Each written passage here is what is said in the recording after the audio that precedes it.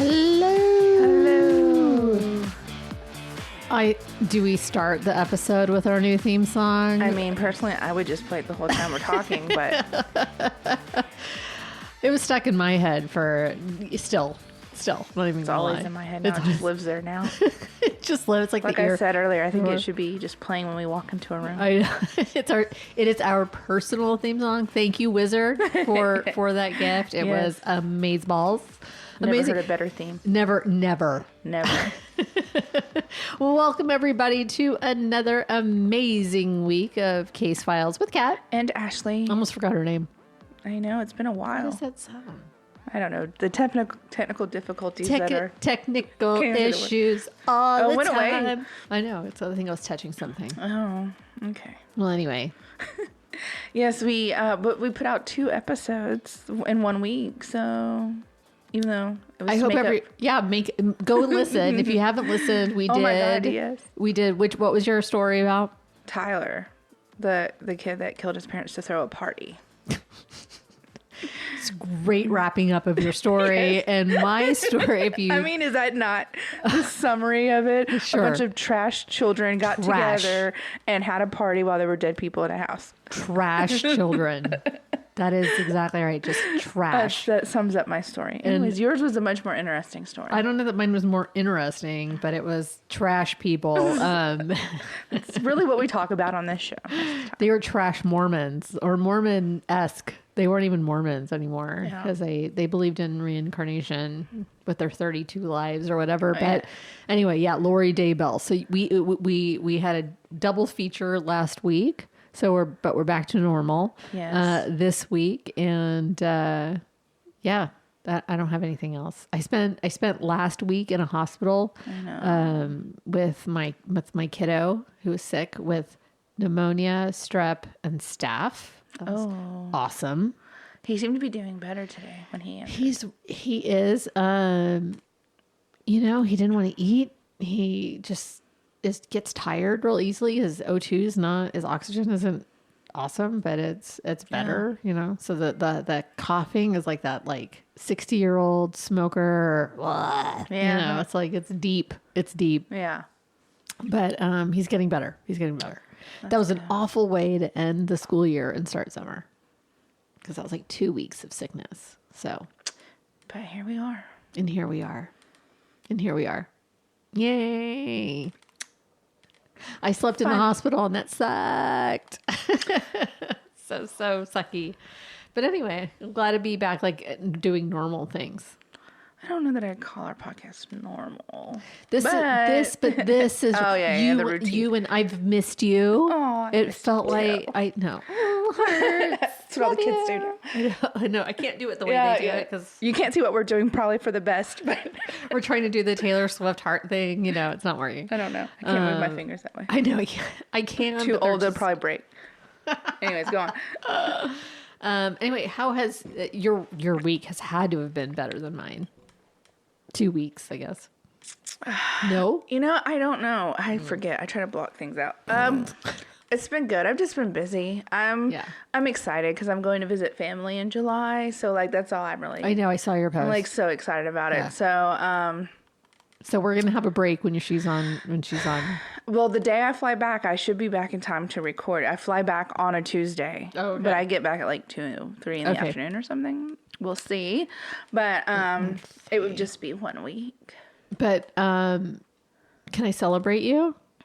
Okay.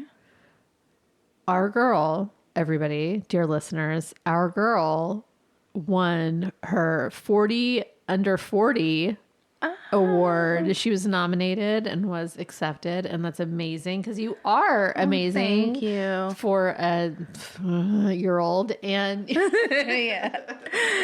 and our unofficial third host Sarah made it. That's right, Sarah also made it. Yes. It's like we're just swimming in 40 under 40 over here. Yes, I was nominated when I was 43, so that's awesome. Well, you should have been on the list. So years ago, I was like, nope, not under 40. That's not. I know, but that's a compliment that someone thought I was. You don't look 40. or even over 40, personally. I'm not just saying that because you're sitting across from me. You are. I gave you a drink, so oh my gosh. Just because someone gives me a drink, let's not let listeners think just because someone gives me a drink, I'll do and say whatever. Okay, that's not how it works, people. What are you drinking? Oh, I am drinking what Kat gave me. It is from St. Arnold, and I am very pleasantly surprised by this. It is it says it's a most saintly cider, but the name of it is Tropical Mimosa Cider. It's like pineapple and orange, but neither flavor is overpowering. Neither one. It is super balanced. It's like you said, it's like drinking a Capri Sun. Yeah. Almost. It's so good, guys. Yeah, it's like I was really afraid it would be a little but not hoppy. Too sweet. Not too sweet. Yeah, it's not too sweet, not too dry, not too hoppy. I mean, it's not hoppy at all, but it is. I'm like almost done with it, and we haven't even gotten into my story yet. But it is really good. It's a hard cider. It's delicious. Yeah. It is. If you see this and you like ciders, if you're in Texas and you see this, yeah, I mean, I would highly recommend it. It is so good. I was so surprised. It is delicious. Yay! Kat did good. All right, you've been doing amazing with beer selections lately. Thank you. I'm trying. I have a St. Arnold as well, just because it was the only thing left in the refrigerator. It is the Art Car IPA. Whoop whoop. I always love their can art. I know, because it's saint. It's saintly. We're all saints. Oh, anyways, we're just a bunch of St. Arnold girls over here today. But it is delicious. Delish. Yay. Yeah. All right. Well, what you got? Okay, so I'm going to be talking about another island today, and hopefully this is not another island of white situation. So if we have any Italian listeners out there, I would appreciate it. If you don't, I'm very sorry. I try to watch videos and sound it out and listen to it pronounced a million ways. So we're just going to go. I can't wait. What's funny is that I was going to do this story. No, not this week or anything, but it was like, that was like on my list of places because I've like watched all the things. But I cannot wait. Yeah, just because of the way I pronounce it well. I cannot. I'm going to keep my mouth shut. Okay, you go. Bye. Love the confidence.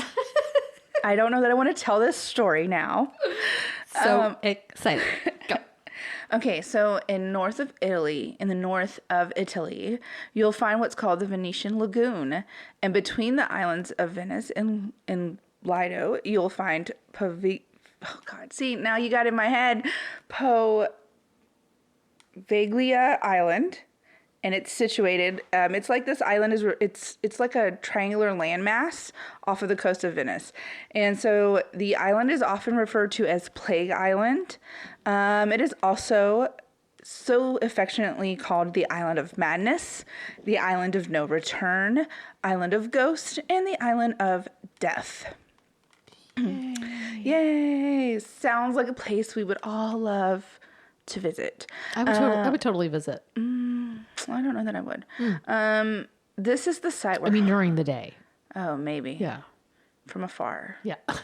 In a boat, looking at it. They won't even take you. Yeah, I know. And we'll get to that, but it's sealed off now, so you can't even go. So this is the site where hundreds of thousands of people infected with the bubonic plague were quarantined. It was later repurposed as a psychiatric facility with horrific experiments that took place there, and it has been described by the very few people who actually survived this island as hell on earth.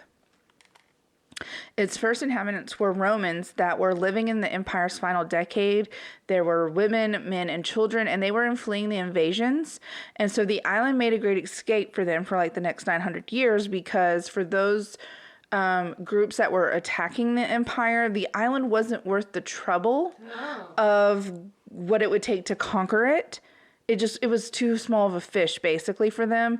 And so the island it's not huge, right? It's like 7 acres. Yeah. And so the people that lived there, the island started to flourish, and they were isolated from the taxes and laws of the mainland. So they were not obligated to follow those. So in 1348, though, the bubonic plague arrived in Venice, and it killed half of the population of the city. Bodies began to stack up so quickly that there were not enough living people to bury the dead. So the dead were outweighing the living, and corpses just lined the streets. There were odors coming from houses where corpses had either been like forgotten or they hadn't been found yet. It was just like the odor just filled the air, and social norms began to quickly break down. So this is when the idea... Could you imagine? No, I can't. I can't imagine. I can like see it, imagine it like that, but I can't even imagine like just the breakdown of society because like there's so many dead people. And like they had no idea of like how it was being transported at the time, where it came from. Like they had no idea what it was, right? Like they did not have the medical advances that we have today. So like they had no idea what was happening. Wow. Some people thought it was because they sinned. Some people thought it was just this crazy, like no one knew. Some people thought it was transferred through the air. They just didn't know. And so there was just bodies everywhere. Wow. They had no system in place for if this happened, because who would have ever thought this would happen, right? So when society started to break down, this is when the idea of quarantining first started, and they chose the island as the experiment location. So in 1423, a large group of communal buildings were built to house the plague victims. What about the people that live there? Fuck them. Yeah, fuck them, I guess. Excuse me. So there was a large group of communal buildings that were built to house the plague victims. I think the thought was like those people lived there, but the victims were going to be isolated to these communal houses only. Mm-hmm. And so anyways, these buildings were unventilated. They were highly unsanitary. And this again was due to because at the time, no one had any idea how this disease spread. And so to be sent to the island was a virtual death sentence, regardless if you were actually sick or not, or if there was a chance you would recover, which I don't think anyone ever recovered from the plague once they got it. Like you usually died within 3 days, but it was a death sentence. There was no coming back from it. At the center of the island was a crematorium that incinerated massive amounts of bodies. Bodies from the mainland were brought here to be burned. So if you died on the mainland, you would still come here, and this is where they would burn your body. Scientists have concluded that today, half of the soil or even more on the island is made up from the remains of cremated victims. Hell no. Like ash, bone, whatever. The soil is just, it's the remains. There were so many people that were cremated here or thrown into pits. So once the plague had subsided, the island started repopulating until 1379 when Venice came under attack. So the people of the island that were living on the island at this time were moved off the island, and this became a battlefield. So after 3 years of fighting, the residential facilities were completely destroyed. So anything they had built for plague victims was just gone. And so up to this point, remind you, there have been plague victims that have been burnt alive. Some of them were burned alive. Some were just burned after they were dead. They had death pits, like all of this death. And then you have a battle there. So dead soldiers. So we're doing great so far. Death. In 1485, another plague outbreak came through Venice, and it took out the head of state. And the reason Venice had such a all these outbreaks is because it was the main hub for trading at the time. So ships would come in from other countries, and they would bring the rats that had the fleas and all of that into Venice. And it was like the trading headquarters, basically. Like Venice was it. It was the place to trade. So when this next outbreak took out the head of the state, the quarantine idea was revived, and it started spreading to other cities, even though it was proven to not actually stop the disease. So buildings were filled with the sick and the dying. People were crammed into rooms that slept 3 to 4 in a bed. Yes, ma'am. And this was all unventilated. Unventilated. Oh, my God. So they were just taking over these buildings, cramming these sick people into it. In 1630, the plague it struck once again, and this time it was worse than any of the other outbreaks. They began sending anyone who exhibited any signs of it. It didn't matter if it was like the tiniest sign. If they even thought you could have been exposed to the plague or you had the plague, you were getting sent to the island. And the idea was you'd be sent to the island for 40 days of quarantine, and then you could come back. However, if you went to the island, you didn't come back because you went to the island and then you got it even if you didn't have it. That's what I'm saying. Like you were about to like be quarantined in unventilated rooms with people who had it. For 40 days. So, again, if you got sent to the island, you were dying one way or the other because you were either sick when you went and you died or you got sick while you were there and died. So, did people like refuse to go? You couldn't refuse to go. You could try to refuse to go, but they would physically take you away from your family and your home and take you to the island and leave you there. So you didn't have a choice. If they thought you had it, you were going. I would just die. Well, you did die. I would just kill myself. I'd be like, no, thanks. Doctors at this time were not there to treat the plague. Wow. They were there to keep track of how many people were dying. Oh my God. They were used to witness the victim's last words and testament. And then because it wasn't enough that these poor people were stuck on an island dying, the doctors would take that information and then go steal the property of the dead. They were basically just keeping How did they survive? Well, we'll talk about that. Oh, okay. So what a great segue. So I'm sure a lot of you have seen the plague doctor outfits and not known where that came from. Well, it came from this. So at this time, the plague outfit was, of course, the long nose, kind of like a beak, the black hat and cloak. At the time, doctors thought the disease was spread through odor, like foul odor. So they would fill those beaks with herbs and perfumes to prevent the odor from penetrating their own noses. And so they would fill it with like clove, herbs, again, like perfumes. They thought it would purify the illness.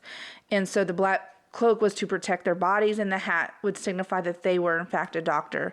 But can you imagine how terrifying that would be? Like you're dying and the last thing you see is this plague, this person like in something you've never seen before. Like, anyways, so the dead were thrown into deep pits that became referred to as death pits. So when these pits would become full, they would set them on fire and then cover them with dirt. And sometimes they would throw people who were still alive into these pits because they were so sick they were mistaken to be dead, or they just were running out of space. So they would sometimes throw them into the pit and they would get burned alive with the other plague victims. Or if the pit wasn't full and they got thrown in there, they would then die with being surrounded by all of these other people that had died. So, barges from Venice would haul the dead to the island, while smaller ships brought exiles from the city who showed even the mildest symptoms of the plague. So the island was essentially just one big death pit. The constant reek of human waste, the never-ending sickly stench of burning human meat, the coughing, the choking, the dirt, boils oozing pus, no medicine, no sanitation, no hygiene or dignity. Men, women, and children were crying all the time. They were decomposing corpses. And you would be lucky to not be burned alive. I mean, I don't know. I kind of feel like being burned alive would be kind of a blessing. I mean, anyways, awful. So a century after the mass graves were unearthed, researchers made a chilling discovery. Some skulls in the graves had large rocks wedged between their jaws. When a new victim was buried, the old death pit was. Excuse me. Let me back up. Okay. Some skulls they had these like rocks in their jaws when they would reopen the pits. And so occasionally a freshly buried body had blood oozing from the mouth. The buildup of gases during decomposition would cause the body to bloat and organs to rupture, causing blood to escape through the mouth. It's pretty gross, but that's how it works.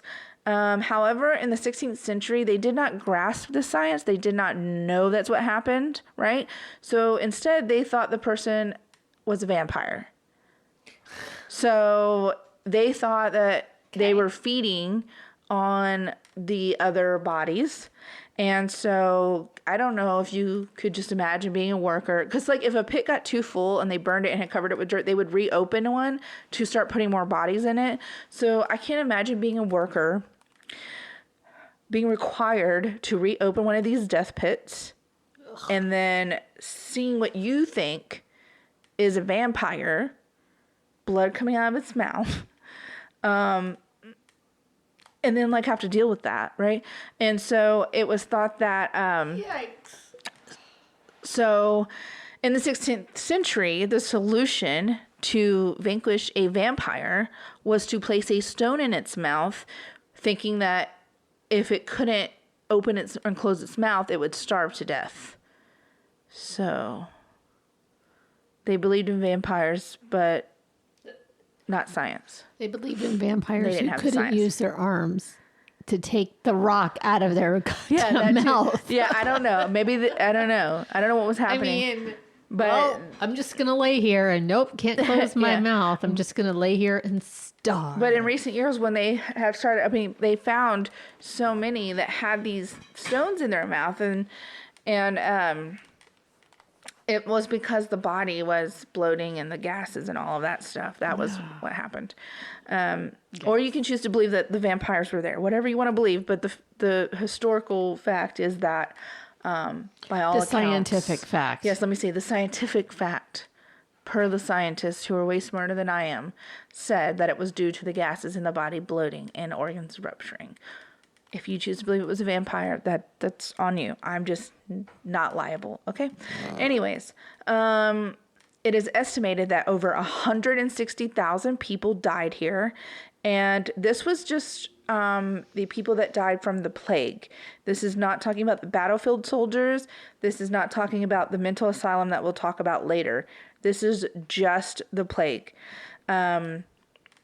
And they were buried on the island between the 18th and 19th centuries. Some records even state that because the mortality rate was so high, workers ran out of space to bury the dead, and that resulted in alternative methods to dispose of the bodies, which, like I said, was burning. But then their other thing was they would literally just leave the bodies in piles to decompose and then push that decomposed matter into a death pile. So, like, they would just stack up bodies, let them decompose, and then poof. So, in 1776, Venice's, their head of health turned the island into its primary plague checkpoint. So, any ship sailing into Venice had to stop at the island first for an inspection. If any sailor showed signs of the plague at all, the entire crew would be quarantined on the island. Oh my God. I don't care if you have allergies. Do not sneeze. You better hide in a fucking barrel. Just go ahead and jump off the ship. Yeah. The entire crew would be quarantined to the island. So, oh my gosh. Even once the plague had kind of subsided, Could you imagine being the guy? Could you imagine being the guy that had a sore throat or sneezed or whatever? Right as they were doing the inspection. And then everybody. Yeah. And then as your friends die. Could you just imagine being that guy? Mm-mm. I bet I just can't even imagine. I can't. I would think that they would probably kill somebody before they got to the checkpoint if they thought it was going to cause them to be quarantined. You know what I mean? I agree, but I feel like you're going to die one way or the other back in this time period. I don't know. I mean, I feel like everyone was just dying violently. Keeping everyone safe for your death. Yeah. Like your martyrdom is keeping the rest of us alive. Yeah. So in 1805, under the new rule of Napoleon, a building known as the Bell Tower was transformed into a lighthouse called Lazaretto. It is believed to be the burial site of the famous painter oh my gosh, guys, I'm so sorry. Giovanni, also known as Giorgio was a famous painter of poetic views who died in his late 30s. Listen, I'm not trying to disrespect the dead people, okay? I really can't fucking pronounce words. And I did try to look these up, but that was a long time ago. Giorgio. Yeah. Is how I would say it. Yeah. Anyways, this is the burial place of his death, and it's mysterious with the only traces leading to the grounds of the island. So they don't actually know how he died. They just know that he died on the island and they found him. So the lighthouse closed in 1814 due to heightening beliefs of supernatural occurrences on the island. Ooh. The island remained a quarantine site until 1814. Criminals were also sent here to be executed. They were most often drowned and then later thrown into the death pits that were already there from the previous plague victims. So you had the battlefield, the plague victims, the criminals, and then you'll have the mental asylum people. God, that's just too many. So, yeah. In 1922, the island was transformed into they wanted to transform the island. Spa. Yeah. It's a day spa. They built a mental hospital, and the mental hospital was somewhat presented as a home for the elderly. However, historians were able to determine that it was actually an asylum, and they did this because they found a lot of archives, records, just the construction of the buildings. So from the moment someone was diagnosed with mental illness, they were taken to the island. And if you know, back then, anything could be considered a mental illness. Being a woman, having a period, having a headache. I mean, anything. Men just looking the wrong way. I mean, I don't know, breathing wrong. Anything could be viewed as a mental illness back then. So if they deemed you as having a mental illness, you would be sent to the island, and there would be no hope of rehabilitation and no hope of redemption. Oh my gosh. Once again, if you were sent to the island for any reason, and they were doing this with the elderly too, right? After the mental asylum, it was kind of truly a elderly place, like a home for the elderly. However, it was very short-lived.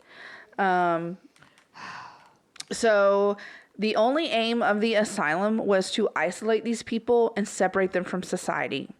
Patients were subjected to all forms of torture. They had evil experiments performed on them, lobotomies, and other inhumane and barbaric medical procedures. Doctors believe the lobotomies would cure the mental illness, so the procedure was hideously wicked, painful. They used hammers, chisels, and drills without anesthesia, and any concern for sanitation. Patients were beaten, restrained. They were often left in solitary confinement for long periods of time.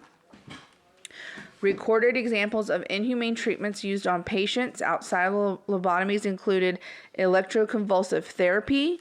This involves sending electric currents through your brain, causing a brief surge of electrical activity, also known as a seizure. And they thought that this would relieve the symptoms of mental health problems. So they were creating seizures to help. They were performing what they called electroconvulsive therapy. Okay. And that would send the electric current through the brain, causing a brief surge of electrical activity, which we know now that a surge of electrical activity in the brain is a seizure. But they were intentionally causing these, thinking that it was going to relieve the symptoms. So I just watched this documentary, total sidebar, but it's called Six Schizophrenic Brothers or something like that. Yeah. So it was a family of 12, and 6 of those kids, boys, all ended up being schizophrenic, severely schizophrenic, to where hospitalization. One of them died, the whole thing. But one of them was receiving and is receiving shock therapy still, and I was like, gosh, they're still doing that. But it's not like it used to be, where they put the thing in your mouth and you're like, and, not like One Flew Over the Cuckoo's Nest. Yeah. The brother, one of the brothers that is receiving it, he was asked, how do you feel after the therapy? And he was like, better. And because the medicine doesn't work anymore. Yeah. Like after his whole life of being schizophrenic, the medicine didn't work anymore. But it's so different. It's so different. It's a little bit kinder, I guess. It's not, you get put you're under anesthesia when it happens. So you're not like, and I mean, I'm sure you have a say, right, in it today, like if you want it to be done or not. Right. Well, the family at this point was the one that said yes, like, because there was no other, and he wasn't well into his 30s, I think, when they started the therapy, and it had changed over time. But the doctor was like, yes, we're still doing this. It's very different than it used to be because you do get put under. You're not in that pain when it happens, but they haven't quite figured out how to stop the damage that happens. Like his memory, like, is not awesome. It's like, what are they doing when they do that to make him feel better? But then, like, how can they? Maybe it's the memories that were causing the problem. Maybe. Well, that's neither here nor there. That's for a different story. But that is also something to think about, like how nature versus nurture. It's all, I just feel like that's pretty wild that 6 of your children. I don't know. I feel like that's a hard nurture versus nature argument. It's both. Yeah. It's both. Because you're 50% of your kids turned out all right. Yeah. I guess. You know what I mean? They did. They turned out all right. Yeah. But like and they seemed okay. They were very loving for the most, you know what I mean? They didn't beat their kids. They didn't let them be hospitalized. They brought them home. They wouldn't hospitalize until it was just like they couldn't do it anymore. But very, very interesting about that, the electric shock. Totally off topic. I'm sorry. Yeah, no, that's not off topic. So in case anyone was wondering, on Poveglia, that is not how it happened. They were forced to have this therapy, and it did not cure any problems. And they were also... They probably just electrocuted them without any... seizures, just whatever, just, no, there was no solving anything on this island. It just sounds like, let's throw spaghetti at the wall and see what sticks. Let's just experiment. I mean, basically these people are already, they're free experimentals, right? Yes. Like, I don't know. These are lab rats. They're the lab rats. Yeah. No one was monitoring the doctor who was doing all of this. It was one main doctor who was committed. One? He was he had a staff, but he was the one that was doing these experiments. So in addition to this therapy, they were also forced to go through other experimental medical procedures. So these resulted in many patients dying cruel, painful deaths, only to be buried in the same dirt as thousands of the plague victims. So he was a serial killer. Essentially, yes. It is reported that in the 1930s, the head of psychiatric department went mad after witnessing such a barbarism and committed suicide by throwing himself from the bell tower of the island. Now, some stories say it was him. Some say it was the doctor. Okay, so there's a little bit of confusion in some of the stories if they meant the doctor did it or the head of psychiatric department did it. But either way, someone jumped off the boat. Now, they say when he jumped off, okay, be it the doctor or this person, that when he fell, he didn't actually die from the fall, but a kind of like a fog rose up and choked him to death, like suffocated him. So if you want to believe that or not, that's what they say happened Vampires to him, okay? And rocks. I don't know. I don't know what to tell you. I'm just telling you as the story was presented to me, okay?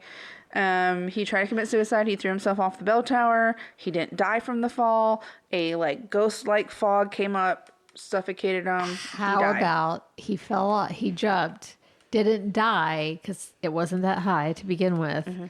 And then as the fog rolled in, he died. Okay, well, I wasn't there, so I don't know what to tell you. I'm putting maybe it was a vampire in the shadows. With the rock in his mouth. Maybe he spit the rock out. He figured out how to get the rock out of his fucking mouth. Oh, we're going to hell. Oh. In 1969, the structure was permanently shut down, and the island was abandoned for the second time. So, what year was this? 1969. Mm-hmm. Hey. It is often said that the spirits of those who died on the island always return to scare visitors. Even the patients who were in the asylum at the time claimed that they heard ghosts and all of these like paranormal things, screaming, but of course no one believed them because they were patients in the asylum. But they would report a lot of like paranormal activity. And so there is even a tombstone in the middle of the island, and it's still there, that says, "Do not dig. Here lies those who died of contamination." It's in Italian, but I'm reading it in English. Say it in Italian. I don't know how to say it in Italian. I don't even have it written down because I knew that I was going to butcher it. The buildings that still stand on the island include a hospital, the asylum, a boat shelter, and several residential and work buildings for the staff. Obviously, they are all in non-working condition. Tourists are not welcome, and only what they call the bravest, I call the stupidest, people sail close to the shore of the haunted island. Fishermen will not take you there. They don't even want to fish near there because they say, like, if you get too close to the island, it causes bad luck for them and that it causes bad fishing. And if they have bad fishing, then they don't eat. And so they won't even get close to the island. So, but you know who will? Ghost Adventures. Yes, well, yeah. Of course they will.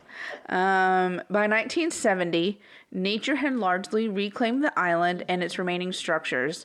Although still seekers request passage to the island from local boat owners, those who reside on the mainland refuse to transport them, believing that the island is 100% cursed. Many will not even get close. There was a family that tried to purchase the island because they wanted to construct a holiday home because, Avi, this island sounds like the perfect getaway spot, right? Who wouldn't want to vacation there? They left forever after the first night. They literally spent one night there, hadn't even started construction on their holiday home. It's a real shame. But when questioned about it, they didn't want to discuss it. The only thing that is known about that night is that their daughter had to be rushed to the hospital with her face torn up, needing over a dozen stitches.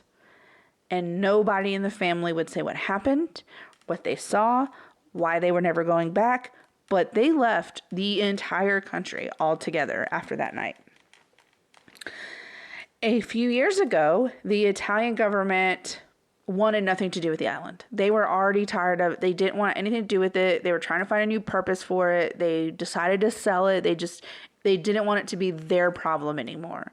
And so in 2014, an Italian businessman, Luigi, that's his name. Say it right. Luigi. It's me, Mario. Hey, Luigi. Luigi bought the island. And immediately after the purchase, he began the renovation work on it because he wanted to turn it into like a resort, like a place that people would love to come. Again, these people are just the so sandy, ashy beaches. Yeah. Breathe in the ashes of your ancestors. I don't know.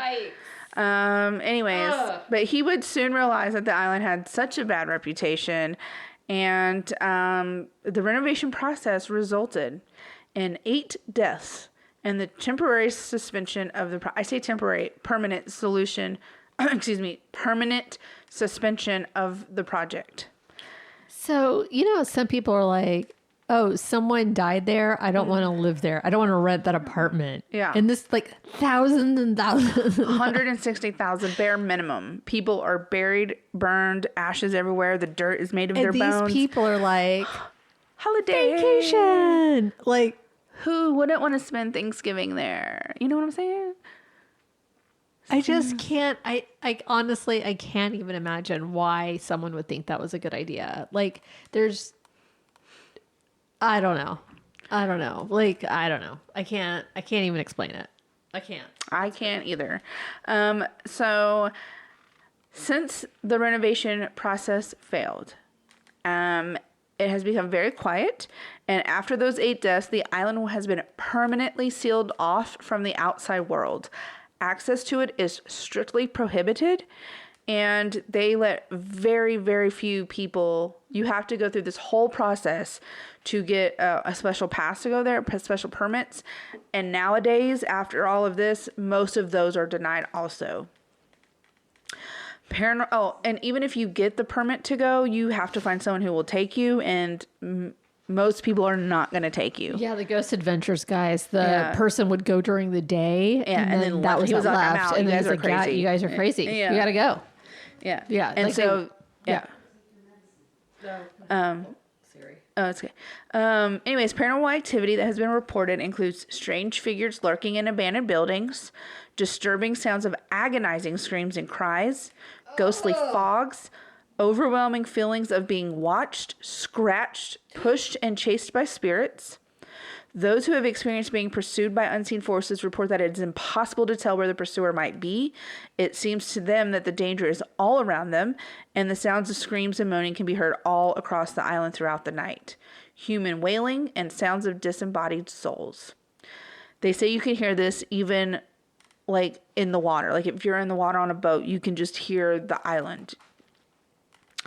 Gosh, I can't imagine what that was like during the time. Like all of that sound, all of that wailing probably never ended. I don't know. I don't know that I would want to know. I mean, I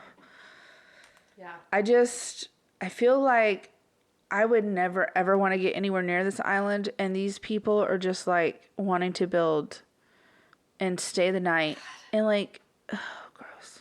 I mean, I would go, but like as like a ghost adventures kind of way, like, and not even at night.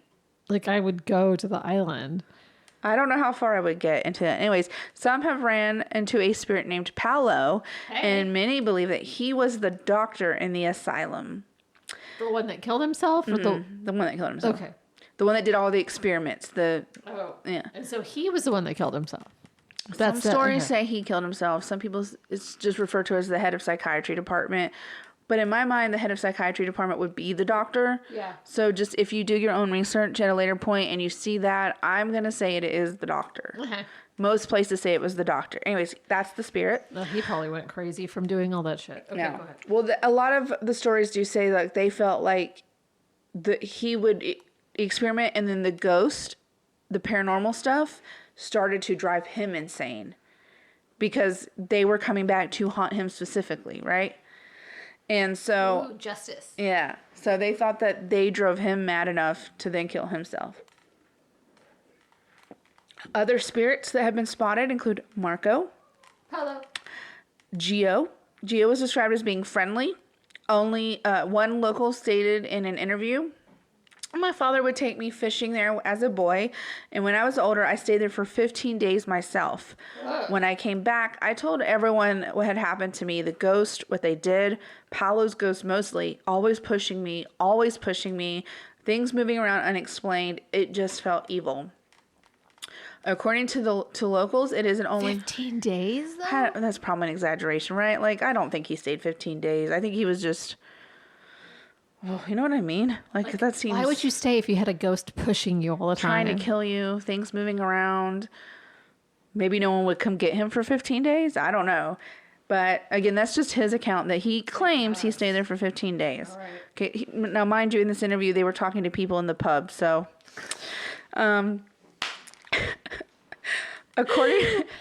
I got wasted in Italy. I got wasted. Did you stay 15 days on a haunted island? Oh, well, you fucked up. I was in Florence, but oh my God, I drank some limoncello that was like, ooh, that's it. Well, you missed out on a super cool vacation spot. I mean, I don't know why you didn't go. According to the locals, it isn't only regarded as one of the most haunted locations on the planet, but one of the most evil. They say when an evil man dies, he wakes up on Poveglia Island. That's cool. I mean, I guess I don't know how cool it would be if I was the one that woke up on the island, but no, send these evil people where they belong. Yeah. I just think that was a cool line that when a man dies, he wakes up on Poveglia Island. Ted Bundy. Yeah.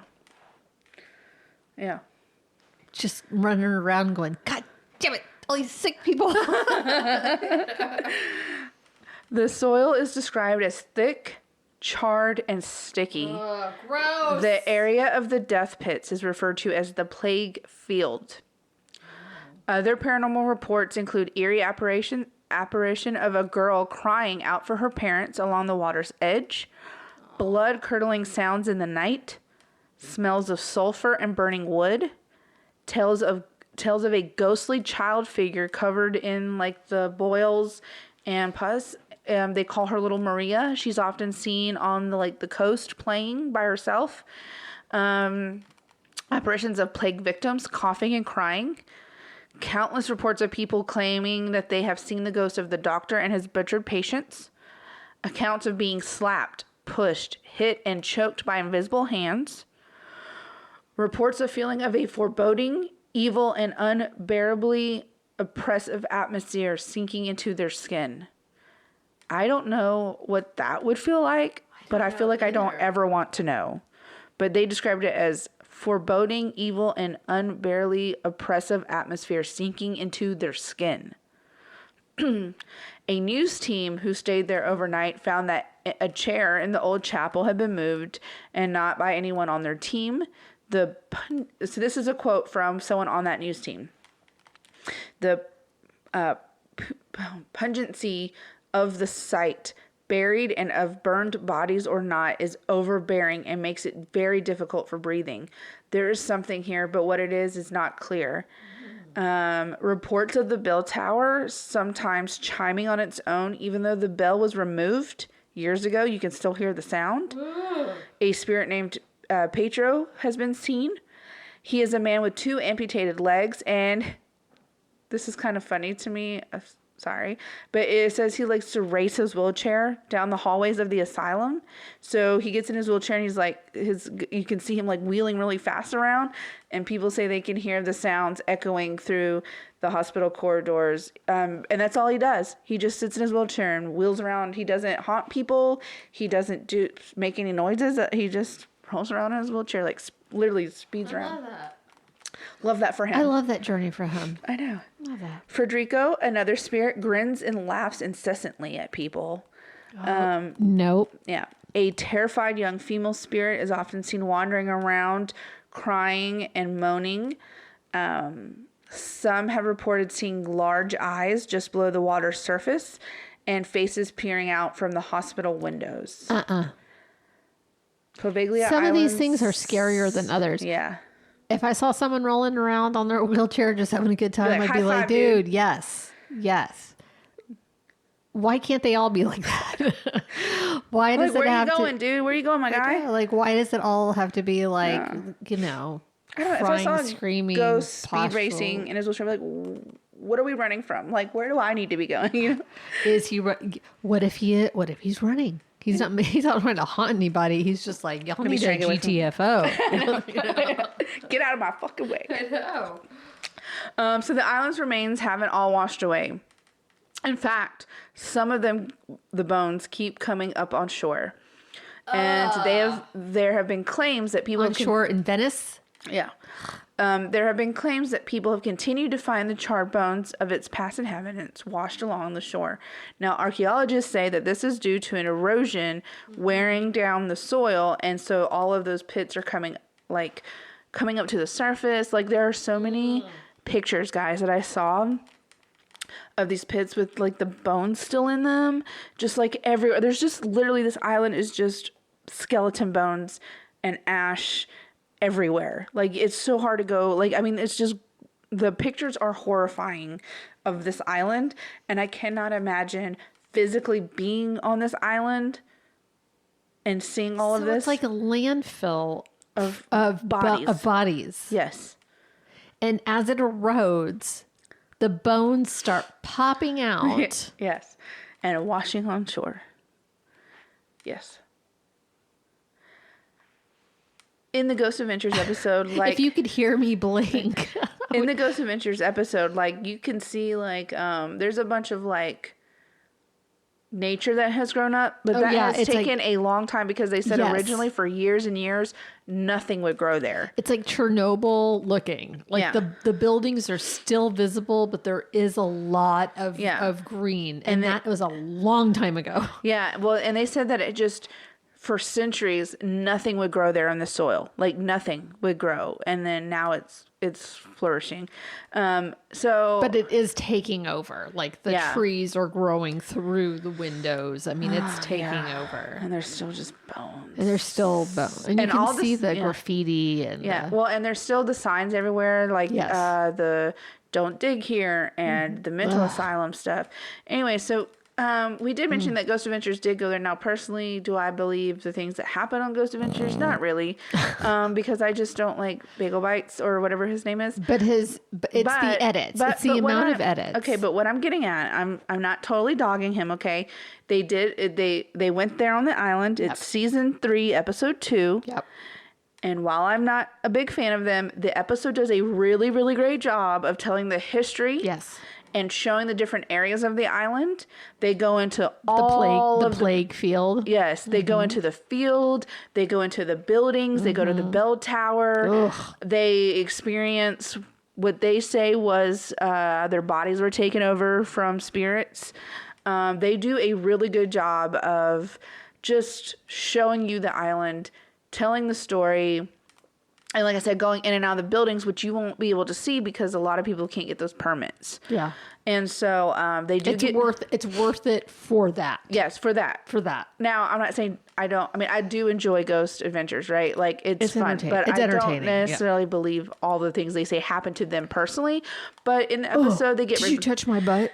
So in the episode, when they're talking to the spirits and not getting anything, the one guy goes, "You should be speaking to them in Italian." I was just like, oh, okay. I didn't know spirits were just... I never thought about that spirits would only speak the language that they knew when they died, but I guess that makes sense. Yeah, so, but they capture... That happened in another one with, it was a Navajo tribe, and nothing happened, but as soon as they had a person there with them, as soon as he started to speak that language, it was like, like all of a sudden, it's like everything just started happening. So some of the sounds they started hearing when they started speaking Italian was explosion, get out, burned, and I don't remember, there was another one that they heard, but... again, it's worth watching the episode because I don't know if anyone will ever be able to get permits again because it is sealed off now completely. But you get to see the island, you get to see the floors, you get to see the plague fields, you get to see all of that. And it's one of the few things that I saw when doing all the research for the story that actually did a very in-depth job of going around the island. And there was an article, I can't remember who wrote it, but he had like a photo diary of his time there, but it was during the day. But well, in the resource notes, I have like 15 different pages, and one of them is a video that talks about it. I mean, there's so much on this this island. I mean, you can just do a search on it, and there's so much information because it is regarded as such a haunted location of paranormal activity. This was a place where people quite literally went to die. There was no coming off of it. Like, either you had the plague or you got the plague. You know, you went to the asylum, you weren't coming back, you were being isolated. Like, there was just no coming back from it. It was truly a death sentence to be sent here. I don't know what happened to the workers. I assume they would probably get the plague at some point and end up on the island. So, you know, it saw so much. It saw the battles. It saw all of this stuff with the plague. And, that's my story on Poveglia Island. Poveglia Island. Good job. Poveglia Island. We'll just say it all the different ways. Poveglia. Yeah, there we go. I got it. That is a lot closer to the right pronunciation than the Island of Wight. So, anyways, again, guys, there's so much good information out there. I honestly just liked reading the history about it. I cut out a lot of it because a lot of it wasn't necessarily about the paranormal side. Yeah. It talked about the people that lived there beforehand. It talked about the battles that were there. Yeah. It talked about all that kind of stuff. So the history of this island is fascinating, but I just loved, like, you know, I wanted to do it because it talked about all this paranormal stuff and just the fact, like, over 160,000 people die there. And when I read that fact about, like, anywhere from 50 to 60% of the soil are, like, from dead people and bones and ash, I was like, oh, I have got to do this. So it's like some people's mattresses full of dust. Oh my God, I don't want to think about it. People dust. People dust. So, you know, one of the really interesting things about this story, as a lowly American, is just how long of a history the island has. And, you know, we're like, you know, 1776. That's like nothing. That is just nothing. Yeah. You started the story in like the 1300s or some shit, right? Like, wow. Like the amount of people who die of natural causes in that amount of time. So the 1348 is when the bubonic plague started, but the history of people living on the island and dying on the island started before that. So I mean, because the people were coming here to get away from 1,000 years ago. Yeah. And that's crazy. Like, we don't have anything nearly that old. You know, I just showed Jason a picture an hour ago. I was like, wow, look at this staircase. It was designed and built by Leonardo da Vinci in 1514. Yeah. And I'm just like, 15, you know, just like, it's amazing how old and the how long the history is. I mean, even if there wasn't a plague, the amount of people who would have died and been buried on that island are probably still really high. And just the amount of time. Yeah. And again, just I thought it was interesting to learn where the plague doctor history came from, because I always see it everywhere, but I didn't really know why I didn't understand the point of the long nose. Yeah. But like even in the Ghost Adventure show, like he shows some examples because he wears one in the show, and he goes out into the plague field, and he thinks that by doing that, because that's the last thing a lot of these victims saw, it would draw them in. But there are a lot of pictures that I saw in doing research that shows the original outfits and the different herbs and stuff they would put in there. And it was just interesting thought lavender process. And like they thought that it would purify the smells before it got to their own noses. So I don't know. Maybe it worked. Maybe it didn't. I didn't follow up with any of the doctors from 1348. I'm sorry. One of them's dead. So well, they're probably all dead, and I'm sorry. I mean, they're all dead, but one of them killed themselves. If Kat would use an Ouija board, we could have contacted them, found out some more info for you guys, but she refuses. So maybe for Halloween. Let's do it on Halloween. Well, we'll record probably before Halloween. So seems like the best time to use the Ouija board for the first time. And you know that thing, I know you guys have heard me say this before, but Kat got that for me as a present. And it was one of the only things that survived when my house flooded. It was sitting on my fireplace. Oh, God. And it was sitting on like the brick underneath my fireplace, because I just had all this stuff there at the time. I was moving stuff around. The hearth. And whatever it's called. And everything else up there literally flooded except for this damn Ouija board. The box is in like pristine condition. It's sitting in my closet right now. I see it every time I open my closet. So I just would like you guys to know that, you know, we might be contacting some of these spirits, I guess. Okay. Is what I was trying to say. Okay. That might be like a present to you for your birthday or something. I don't know. It will be a present that just keeps on giving, because I'm sure the spirits will never go. But we're not doing it at my house. Oh, okay. Okay. I don't know where to do it, because we're not doing it at my house. Well, Sarah, anybody? Sarah. You want your third host spot back, Sarah? We have a proposition for you. Oh my God, people are still listening. So anyway, yeah. Oh, sorry guys. I got so derailed. But anyways, yes, Haunted Island, Island of Madness, Island of No Return, Island of Ghost, Island of Death, whatever you want to call it. It is definitely haunted. And did you say Hot Dog Island? It kind of sounds Hot Dog. The Island of Madness, Island of No Return, Island of Ghost, and the Island of Death. Okay, I heard hot dog. I don't know why. I mean, maybe. I don't know. It was haunted. A lot of things. I think you maybe said haunted. Haunted hot dogs. Who knows? I don't know what they ate. So, well, next week, we're actually going to have a guest. You don't know this. We're going to have a guest who's actually related to the person I'm doing the story about. How cool. It's his uncle. Oh, was his uncle a serial killer?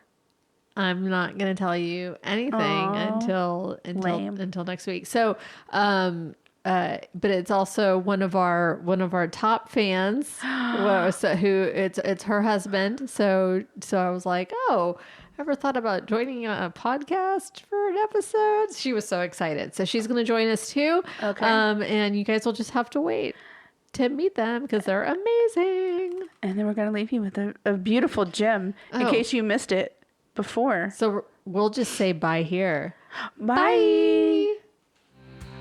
In a world of crime and mystery, they work for us, researching history. Kat and Ashley with a case to crack, on the move, never looking back. Case files with Kat and Ashley, always funny, sometimes trashy, solving crimes with a beer in hand. Drunk detectives in a crazy land, from the studio to the scene of a crime. Technical issues all the time, with John and with their quiet sight. And Kevin the goat, he screams all night. He screams all night.